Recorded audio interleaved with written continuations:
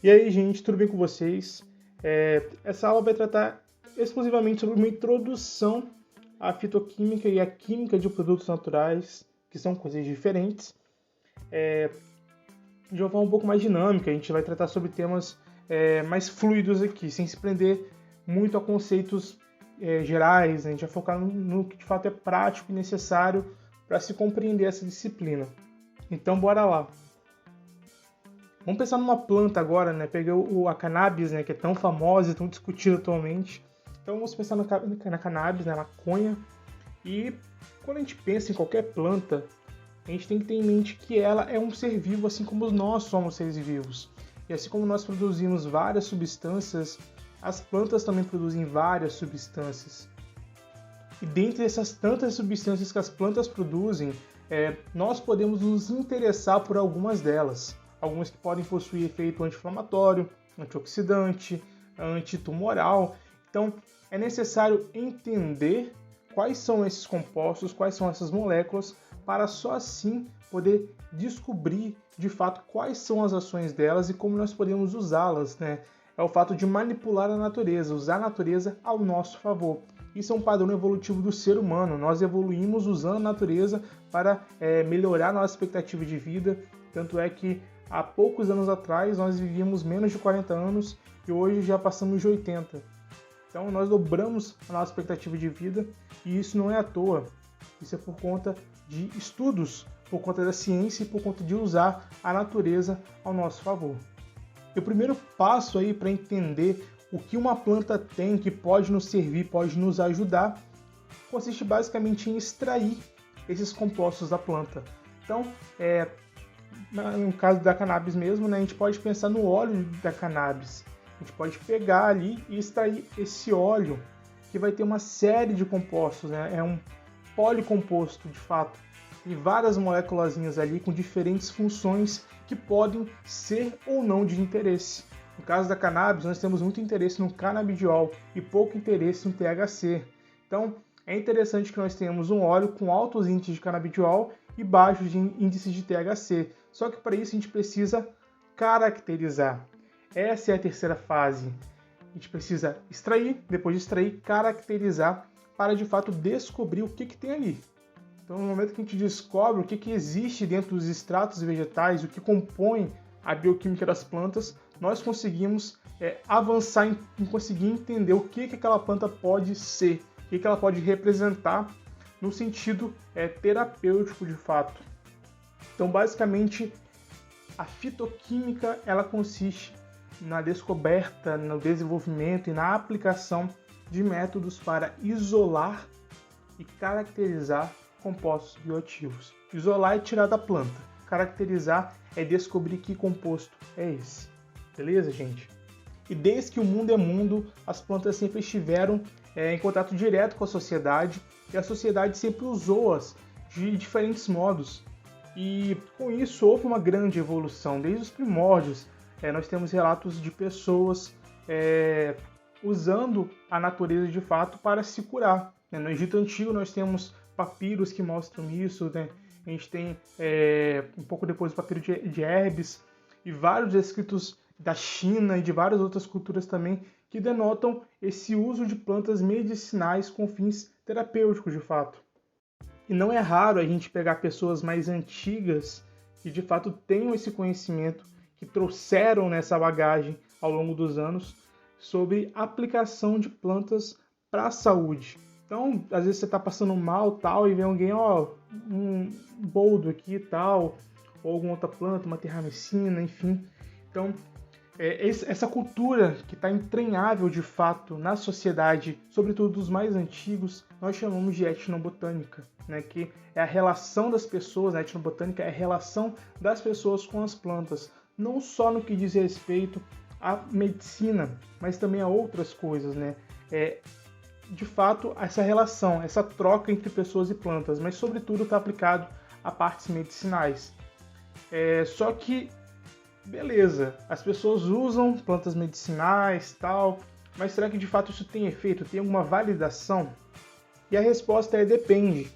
Muitas plantas necessitam ainda de serem caracterizadas, das plantas que são usadas por pessoas aí para fins medicinais, ainda não se tem a comprovação do efeito delas. Há uma carência muito grande de estudos, né? Tendo em vista o tamanho da biodiversidade do mundo. São muitas plantas no mundo, muitas espécies, sobretudo no Brasil, né?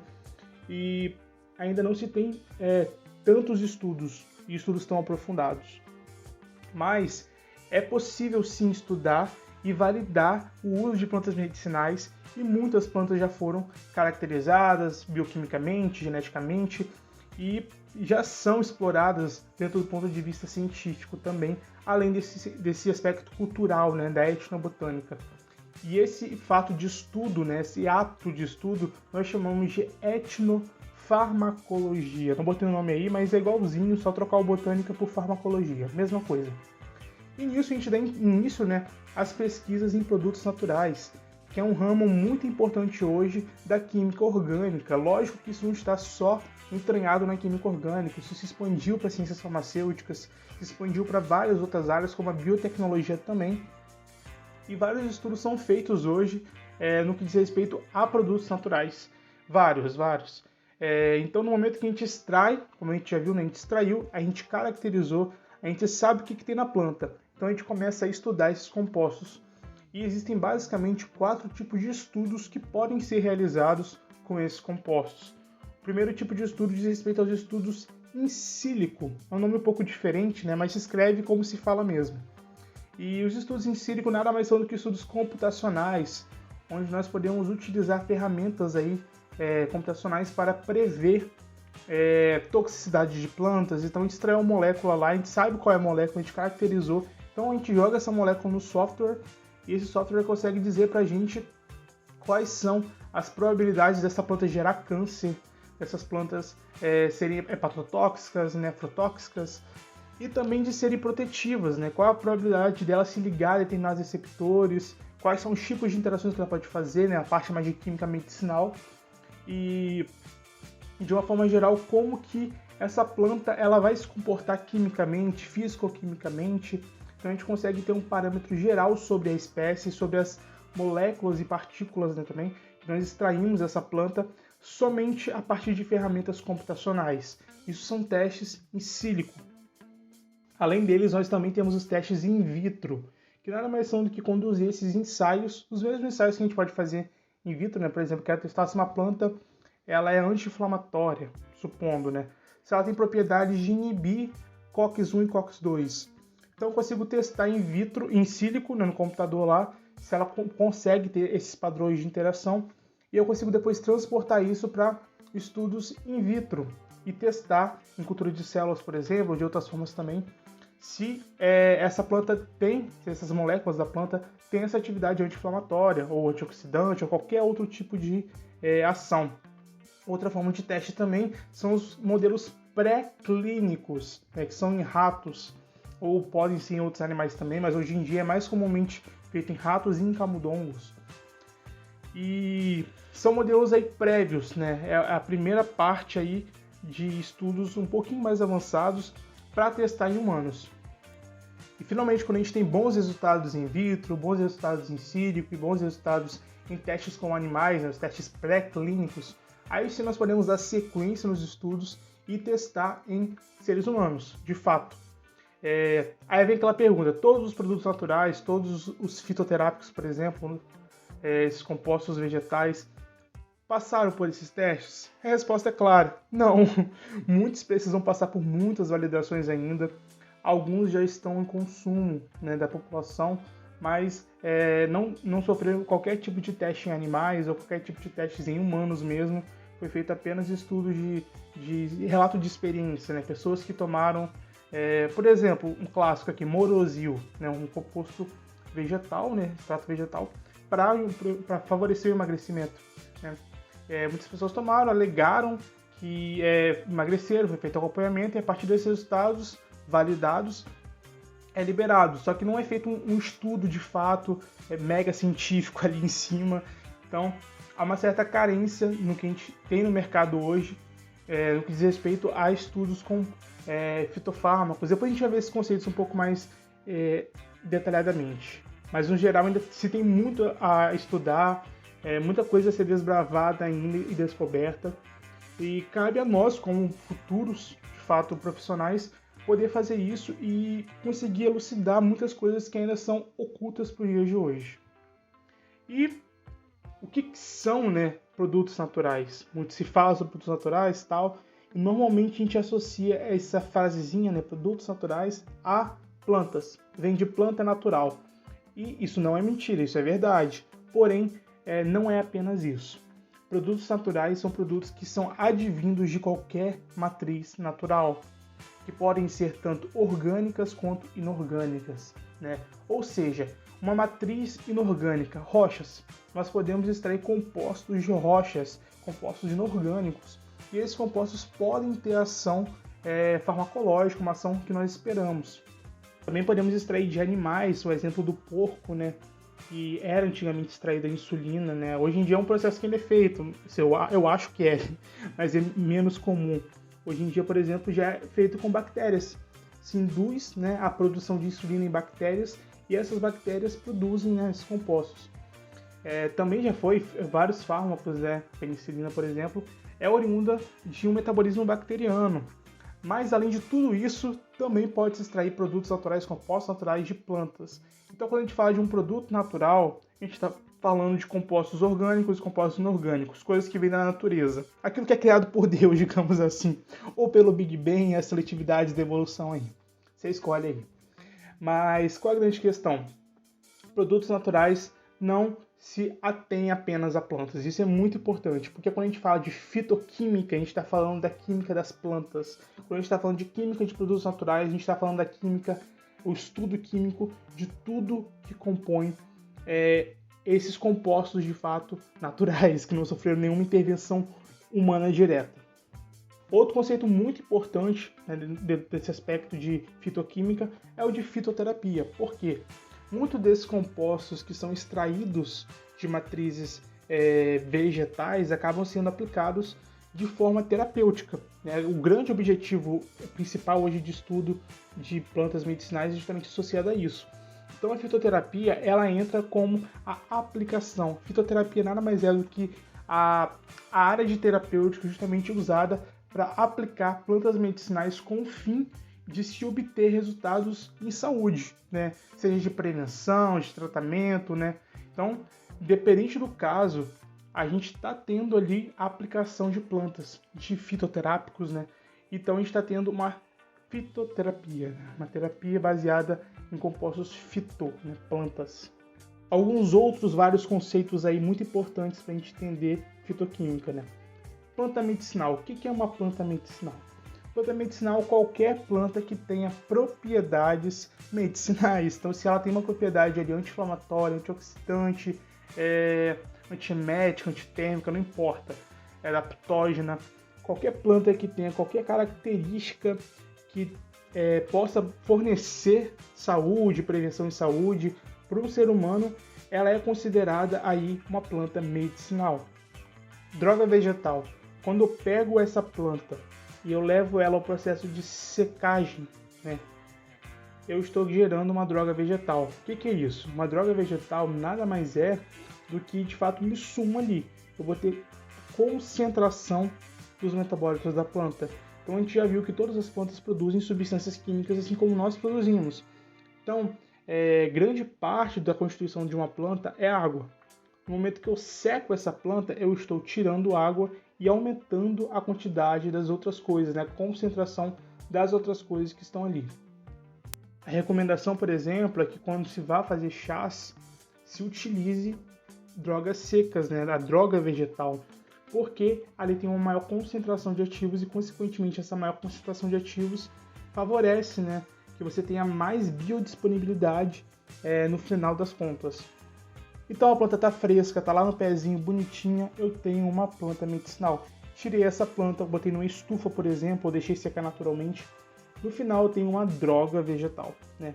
Ela está seca, então mais concentração de produto. Quanto mais água eu tenho na planta, menos concentrado vai estar. Só pensar no café. Se eu tenho um café com pouca água ali, tem mais pó, a proporção pó e água, tem mais pó do que água ali, né, no sentido de tem muito pó e pouca água. eu vou ter um café mais concentrado. Agora, se eu coloco muita água, vamos combinar que vira um chafé, não serve pra nada. Fica ruim. Então, é mais ou menos a mesma lógica, gente. Se eu pego essa droga vegetal seca e eu faço, por exemplo, uma cápsula para ela, no momento que eu transformo ela numa forma farmacêutica, seja ela qual for, qualquer forma farmacêutica, eu estou criando um fitoterápico.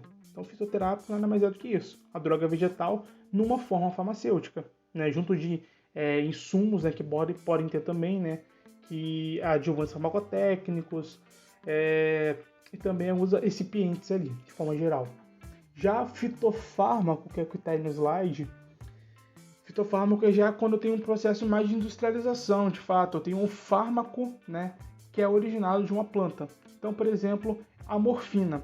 A morfina ela é derivada da papoula, né, que é o que gera o ópio, a droga ópio. Então, a morfina, da papoula a gente consegue extrair uma série de alcaloides, que é o que forma a droga ópio, e a partir dessa droga a gente consegue extrair a morfina e utilizá-la na terapia. Ela é considerada um fitofármaco justamente porque ela tem essa origem fito, né? Origem da planta. Aí temos os derivados da morfina, né? Os opioides, os opiáceos, que aí vão ser não vão ser chamados de fitofármacos, né? São fármacos sintéticos, fármacos que são derivados de ação laboratorial, ação industrial. Então, não são fitofármacos. Fitofármaco é quando é diretamente gerado de uma planta.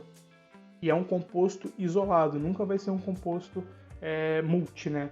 No fitoterápico, nós temos várias moléculas ali, várias. No fitofármaco, não, nós temos exclusivamente uma ou duas ali e tal, mas nunca muitas moléculas, né? Aquele panteão de coisas que a gente vê dentro de fitoterápicos. Matéria-prima vegetal é qualquer insumo que tenha origem vegetal. Então, qualquer insumo que eu tiver que vai ter origem vegetal, ali é uma matéria-prima vegetal, né? Uma IFA vegetal, um insumo farmacêutico ativo, IFA. Então, se eu tenho uma IFA que veio de uma planta, eu tenho uma matéria-prima vegetal.